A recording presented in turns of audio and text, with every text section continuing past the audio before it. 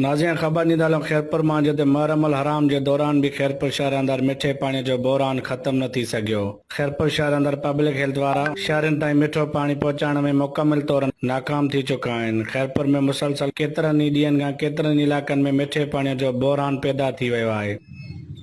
असांजे खैरपुर जे मेन मसलो पाणीअ जो आहे। लाइट पंहिंजी जाइ ते आहे, पाणीअ जो मसलो जेको पाणी वाटर सप्लाई जो साईं आननि बोर कराया आहिनि उन जो कोई टाइम कोन्हे।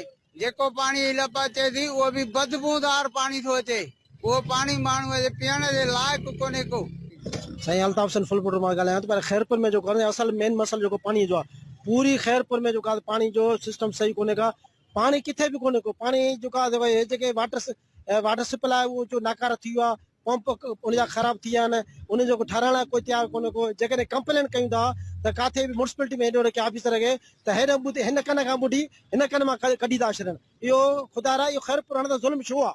हाणे खैरपुर वारो पाणी जेकॾहिं सही पाणी में नथो मिले त वीचारा बीमार थिए पिया आहिनि। ये जेके बीमारी फैलजियूं आहिनि उन पाणीअ जे करे फैलजियूं, जो सही पाणी असांखे नथो मिले।